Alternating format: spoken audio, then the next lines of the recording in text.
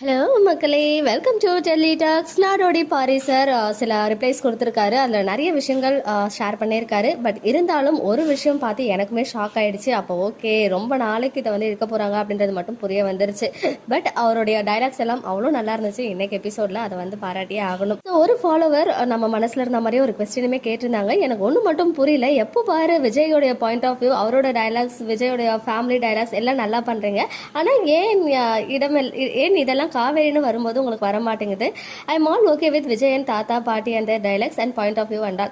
Why not that much importance not giving Kaveri dialects and her emotions? I'm honestly not understanding the viewpoint in this. Sorry to say you always writing dialogues and elements. Okay, என்ன சொல்ல வராங்கன்னா, விஜயோடைய point of வியூல இருந்து பார்க்கும்போது எல்லா டைலாக்ஸுமே நல்லா இருக்கு. But Kaveri அப்படின்னு வரும்போது நீங்க ஏன் வந்து அவ்வளோ இம்பார்ட்டன்ஸ் கொடுக்கறது இல்லை அப்படின்னு சொல்லியிருக்காரு. எல்லாமே ஒரு நீங்கள் வந்து ஆணாக இருக்கிறதுனால ஆணுடைய பெர்ஸ்பெக்டிவ்ல இருந்து பார்த்து மட்டும்தான் பண்ணுறீங்களே, and not a girls. Please consider this as a respect to do in women's perspective. உமனுடைய பெர்ஸ்பெக்டிவ்லையும் இருந்து நீங்கள் பண்ணணும் அப்படின்னு நான் ஒரு ரெக்வஸ்ட்டாக வச்சுக்கிறேன் அப்படின்னு சொல்லியிருக்காரு. அது மட்டும் இல்லாமல் இது எல்லாத்தையும் இந்த மட்டும் நான் அப்சர்வ் பண்ணதுலேருந்து தான் சொல்கிறேன். Just my point of view. இது ஹர்ட் ஆனால் நான் வந்து சாரி கேட்டுக்கிறேன். I want to say this in so many days, that's why I said this now. மற்றபடி I really love your dialogues for Vijayan தாத்தான்னு சொன்னார். ஸோ அதுக்கு அவர் கொடுத்த எக்ஸ்பிளனேஷனில் ஒரு வரி மட்டும் எல்லாரையும் வந்து ரொம்பவே பாதிச்ச மாதிரி இருக்கு. அவர் என்ன சொன்னாரு அப்படின்றத நான் ஃபர்ஸ்ட் சொல்லிடுறேன். இந்த மாதிரி இன்னும் கூட சில சொல்லியிருக்காங்க. உண்மையில டயலாக் ரைட்டர் பயஸ்டா எழுத முடியாது, எழுதவும் கூடாது. எழுதுனா கதையே மாறிடும். திரைக்கதையில எந்த காட்சியில காவேரி பேசணும்னு சொல்றாங்களோ அங்கதான் அவளை பேச வைக்க முடியும். ஸோ இதுல வந்து நிறைய பேருக்கு வந்து என்ன அப்படின்னா, டயலாக் ரைட்டரோட வேலையும் ஸ்கிரிப்ட் ரைட்டரோட வேலையுமே மறந்துடுறாங்க அப்படின்றதையும் அவர் மென்ஷன் பண்ணியிருக்காரு. காவேரி மனசுல என்ன இருக்கு அப்படின்னு ஓப்பன் அப் செஞ்சுட்டா கதை முடிஞ்சிடும். இதை தான் வந்து சொன்னார். ஸோ சொன்னதுமே வந்து ஓகே, நம்ம கதை முடிஞ்சிருச்சு அப்படின்ற மாதிரி இருந்துச்சு.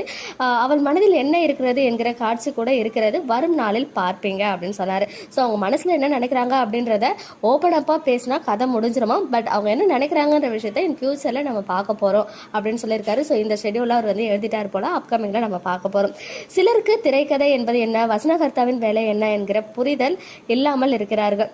திரைக்கதையின் ஆன்மாவை சிதைக்காமல் கை கொடுத்து நிற்க வைப்பது தான் டயலாக் ரைட்டரின் வேலை. என் இஷ்டத்துக்கு ஆர்வத்தில் எழுதிவிட்டால் பின்னாடி வரப்போகும் கதையே நான் கெடுத்த மாதிரி ஆகிவிடும் அப்படின்னு சொல்லியிருக்காரு. அதே மாதிரி நம்ம எழுதுற வசனத்தை நடிக்கிறவங்க எந்த மீட்டர்ல நடிக்கிறாங்கன்றது உங்களை மாதிரி நானும் டெலிகாஸ்ட் ஆகும்போது தான் பார்ப்பேன். சாரதா விஜயிடம் பேசிய போது என கத்தியதெல்லாம் எனக்கே சற்று ஆச்சரியமாகத்தான் இருந்தது. எல்லாமே டயலாக் ரைட்டர் எழுதுறதுன்னு முடிவு பண்ணிடுறாங்க. காட்சியில் ஒன்றி நடிக்கும் போது சில நேரம் அவர்களே அந்த மாதிரி சில சொற்களை சேர்த்து பேசிவிடுவார்கள். எஸ், ஆன் த ஸ்பாட்ல சில டைலாக்ஸ்லாம் வந்து இன்க்ளூட் பண்ணுவாங்க. இது காலங்காலமாக எல்லா சீரியலும் நடக்கிறது தான். அந்த மாதிரி தான் சாரதாமா விஜய் பார்த்து பேசும்போது அப்படின்றதுலாம் நான் எழுதவே இல்லை, அதெல்லாம் அவங்களே இன்க்ளூட் பண்ணது.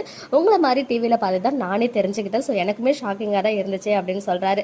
அதே மாதிரி நம்ம அதே மாதிரி நான் எழுதாததெல்லாம் மைண்ட் வைஸாக சில டைமில் வரும். சில நேரம் அது டயலாக் ரைட்டருக்கு பெரிய சோதனையாக அமைஞ்சிரும் அப்படின்றதையும் ரிப்ளை கொடுத்துருக்காரு. இப்படி பேச வச்சுட்டாங்களே, இது எப்படி பேலன்ஸ் பண்ணி எழுதுவது என மொழி பிதுங்கிடும். நிஜமாவே இதெல்லாம் வந்து உண்மையாகவே சேலஞ்சிங் தான். நம்ம வந்து ஈஸியாக வந்து ஒருத்தவங்களுடைய இவ்வளோ பெரிய ஒர்க்கு வந்து கமெண்ட் மூலமாக அதை வந்து அப்படியே எப்படி சொல்கிறது, இழிவுபடுத்தி பேசிடக்கூடாது. அவங்களுக்குன்னு அவங்கவுங்க ஸ்டைல் இருக்கும். ஸோ நம்மளுடைய கோரிக்கைகள் விமர்சனங்கள்லாம் வைக்கலாம், பட் அதை வந்து அவங்கள பாதிக்கிற மாதிரி இருக்கக்கூடாது அப்படின்றத என்னுடைய ஒப்பீனியனுமே. இதே போன்று தான் ஒவ்வொரு டெக்னீஷியனுக்கும் ஏதோ ஒரு வகையில் சேலஞ்சஸ் இருக்கும். ஸோ சேலஞ்சஸ் எல்லாருக்குமே தான் இருக்குது. ஈவன் எனக்குமே சேலஞ்சஸ் டெய்லி இருக்குது. என்னை ஃபாலோ பண்ணுற வியூவர்ஸ் உங்கள் எல்லாருக்குமே ஒவ்வொரு சேலஞ்சஸ் இருக்கும். ஸோ சேலஞ்சஸ் இல்லாமலாம் வந்து நம்ம எதையுமே வந்து அச்சீவ் பண்ண முடியாது இல்லையா. ஸோ இவங்க என்ன சொல்ல வராங்கன்னா, நான் வந்து எழுதுறது தான் என் வேலை, அவங்க என்ன சொல்கிறாங்களோ அதை தான் நான் எழுதிட்டு இருக்கேனே தவிர்த்து சில விஷயங்கள் அவங்களுமே இன்க்ளூட் பண்ணுவாங்க, அதுக்கெல்லாம் நான் வந்து பொறுப்பாக முடியாது அப்படின்றத சொல்லிட்டாரு. அப்புறம் சிலர் இன்னும் நிறைய விஷயங்கள் சொல்லியிருக்காங்க. அநாகரிகமாக எழுதுறேன்னா அது என்னன்னு சொல்லுங்கள், சரி பண்ணிக்கிறேன். அப்புறம் கொடுக்குறப்போ கதை வசனம் எழுதாமல் இருந்தால் என்னை தூக்கியிருப்பாங்க அப்படின்னு இன்னும் சில விஷயங்களுமே ஷேர் பண்ணியிருக்காரு.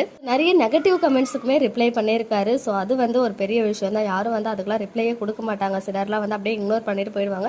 இவர் அதுக்குமே டைம் எடுத்து ரிப்ளை கொடுத்துருக்காரு. ஸோ பார்க்கலாம், திகட்ட லவ் பண்ண போகிறாங்கன்னு சொன்ன அந்த ஒரு வார்த்தை தான் இப்போயுமே எனக்கு ஆறுதலாக இருக்குது. இன் ஃபியூச்சரில் மேபி நாளைக்கு கூட அது வரலாம், பார்க்கலாம், வெயிட் பண்ணி. ஓகே மக்களே, நெக்ஸ்ட் வீடியோவில் மீட் பண்ணுற எக்ஸ்க்ளூசிவ் அப்டேட்ஸ்க்கு மறக்காம நம்ம யூடியூப் சேனலை சப்ஸ்கிரைப் பண்ணிக்கோங்க.